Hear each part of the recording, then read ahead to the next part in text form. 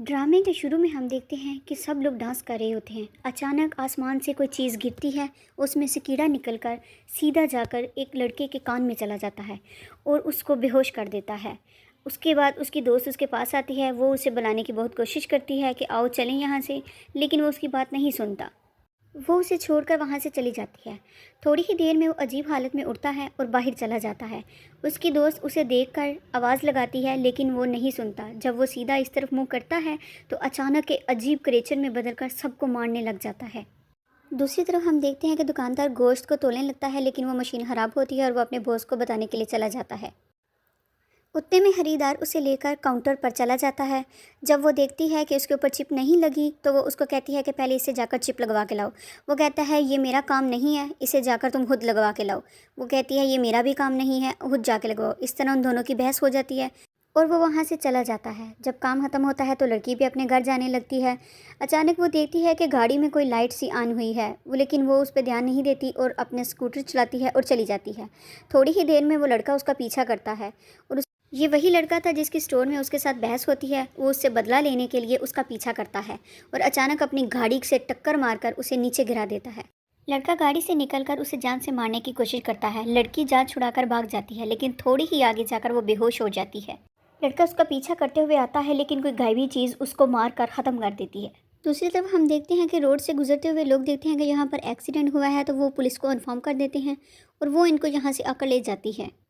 वहाँ पर इंस्पेक्टर भी आ जाता है और वो सिपाहियों से सारी वारदात पूछता है। वो सारा उसको बताते हैं और वो उसका नाम चौंग सिंह बताते हैं। इंस्पेक्टर हैरान हो जाता है। सिपाही उससे पूछते हैं कि आप इसे जानते हैं, और इंस्पेक्टर हाँ में सर हिलाता है। दूसरी तरफ चौंग सिंह ख्वाब में अपनी माँ को देखती है और अचानक उठ जाती है और वो इंस्पेक्टर को देखती है जो कि उसके अंकल होते हैं। वो उनसे पूछती है कि मैं यहाँ क्या कर रही हूँ। वो पूछती हैं क्या तुम्हें कुछ भी याद नहीं है। वो अपनी सारी बात बताती है। वो उससे पूछते हैं क्या तुम उस लड़के को जानती हो। वो बताती है ये वही है जिसकी मेरे साथ स्टोर में बहस हुई थी, क्या वो पकड़ा गया। वो बताते हैं कि नहीं, उसको किसी ने बुरी तरह से मार डाला है। दूसरी तरफ हम देखते हैं कि एक लड़की अपने बॉयफ्रेंड को लेकर अपने फ्लैट की तरफ जा रही होती है।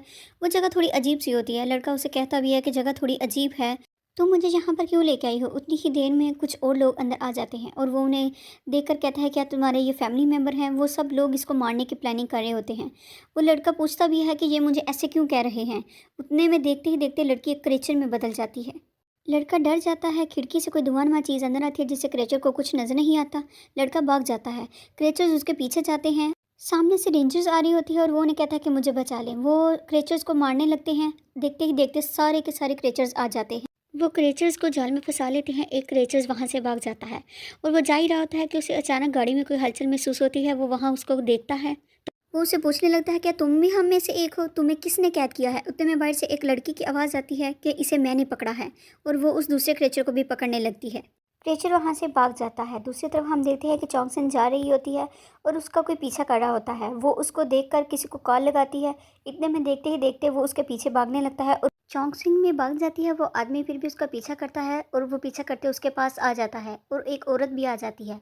वो उसे कहते हैं कि तुम इंसान बनने का अच्छा नाटक कर लेती हो, हम जानते हैं तुम बिल्कुल हमारी तरह हो।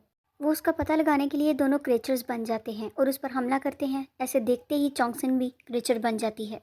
वो कहती है हाँ मैं भी तुम लोगों की तरह हूँ, और वो उसे कहता है कि हमें ज़िंदा रहने के लिए एक टीम होना पड़ेगा, तुम जब चाहो हमारी टीम में आ सकती हो। ये कहकर वो वहाँ से चले जाते। दूसरी तरफ जो लड़का वहाँ छुपकर सबको देख रहा होता है वो वहाँ से जाने लगता है। उसका पाँव बॉटल पर आ जाता है और चांग सिंह उसे देख लेती है और वो उसे पकड़ लेती है और वो उसे पूछती है कि तुम यहाँ पर क्या कर रहे हो। वो उसे बताता है कि जो तुम्हारे सामने खड़ी थी मैं उसका भाई हूँ, मैं उसका पीछा करते हुए आया हूँ। चांग सिंह उसे कहती है कि अगर तुमने मेरे बारे में किसी को बताया तो मैं तुम्हें ढूंढ कर मार डालूंगी। चौंगसन जब होश में आती है तो उसे सामने देकर पूछती है कि तुम कौन हो। वो उसे बताता है कि तुम पहले मेरी बात सुनो, तुम उन मॉन्स्टर से दूर रहो। वो उसे कहता है कि मैंने सुना तुम पर किसी पागल ने हमला किया था। जब ये सब हो रहा था तो एक मॉन्स्टर का अंश तुम्हारे अंदर चला गया था। वो पूरे इंसान का दिमाग खा जाता है। जबकि तुम जख्मी थी तो वो तुम्हें ठीक करने में लग गया। सादा अल्फाज में बोलूँ तो तुम आधे इंसान और आधी मॉन्स्टर हो। वो उसे पूछती है कि तुम्हें ये सब किसने बताया। वो कहता है कि मिस्टर हाइड आपने, मैंने इसको सब कुछ बता दिया है। वो उसके अंदर के मॉन्स्टर से बात कर रहा होता है और वहाँ से चला जाता है। चौंगसिन घर आ जाती है और घर आकर वो अपनी डायरी पे कुछ लिखती है और वो आराम करने के लिए लेट जाती है और उसकी आंख लग जाती है। जब वो सुबह उठती है तो उसकी नज़र अपनी डायरी पर पड़ती है जिसके ऊपर कुछ लिखा होता है। वो देखती है कि उस पर लिखा होता है कि हाँ मैं तुम्हारे अंदर की मॉन्स्टर हूँ। वो लड़का सच बोल रहा था, तुम जो मुझसे पूछना चाहती हो पूछ सकती हो। चौंगसिन फिर से अपनी डायरी पर कुछ लिखने लगती है। दूसरी तरफ हम देखते हैं कि इंस्पेक्टर कैंपस में आता है और इतनी सारी फोर्स देख के अपने सिपाही से पूछता है कि ये सब यहाँ क्या कर रहे हैं, और वो उसे बताता है कि किसी स्पेशल काम के लिए टास्क फोर्स बुलाई गई है। दूसरी तरफ हम देखते हैं कि चोंगसंग जब अगली सुबह उठती है तो वो अपनी डायरी पे नज़र डालती है, तो डायरी पे फिर कुछ लिखा होता है। दूसरी तरफ हम देखते हैं कि सारे इंस्पेक्टर्स को इकट्ठा किया जाता है। एक औरत जिसका नाम चे चुंगचुंग होता है, वो उन्हें बताती है कि मैं पैरासाइट फोर्स की लीडर हूँ। वो उन्हें मॉन्स्टर्स के बारे में बताती है और उन पर काबू कैसे करना है उस बारे में बताती है। दूसरी तरफ हम देखते हैं कि चोंगसंग डायरी पढ़ने लगती है, जिस पे मॉन्स्टर ने लिखा होता है कि मैं पहले सिर्फ एक लार्वा थी जो कि इंसान के दिमाग पर कब्जा करना चाहती थी। मेरे सामने तुम थी। जब मैं तुम्हारे जिस्म में गई तो तुम बुरी तरह से जख्मी थी। मेरी सारी ताकत तुम्हें ठीक करने में लग गई, जिस वजह से मैं तुम्हारा दिमाग नहीं खा पाई। मैं तुम्हारे अंदर सिर्फ तब आ सकती हूँ जब तुम खतरे में हो, ताकि तुम्हारे जिस्म को बचा सकूँ और खुद को भी। और तुम्हारे अंदर मैं सिर्फ 15 मिनट आ सकती। दूसरी तरफ एक सिपाही चे चुंगचुंग से पूछता है कि हम मॉन्स्टर्स को कैसे मार सकते हैं, और वो उन्हें बताती है कि वो जिस शरीर के अंदर होंगे हमें उस शरीर को ख़त्म करना होगा।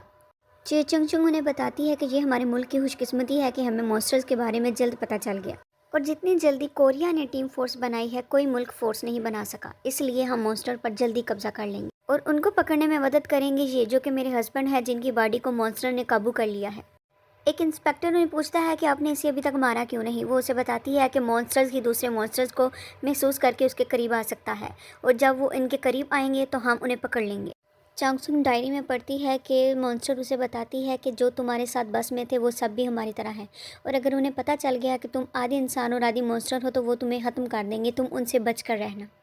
वो सबको बताती है कि हमारे इस मॉन्स्टर ने हमें बताया है कि हमें सबसे ज़्यादा पैरासाइट यही नामन गुल में मिलेंगे, नामल स्टेशन के पास। एक इंस्पेक्टर उसे कहता है क्या एक इंसान को ऐसे टॉर्चर करना ठीक है। वो उसके पास आती है और अपना कान निकाल कर उसके हाथ पे रख देती है और कहती है कि अगर इनको मारा ना गया तो तुम सबकी भी यही हालत होगी। दूसरी तरफ हम देखते हैं कि चोंगसन बहुत परेशान हालत में बैठी होती है। ये एपिसोड यहीं ख़त्म होती है। नेक्स्ट एपिसोड देखने के लिए हमारे चैनल को सब्सक्राइब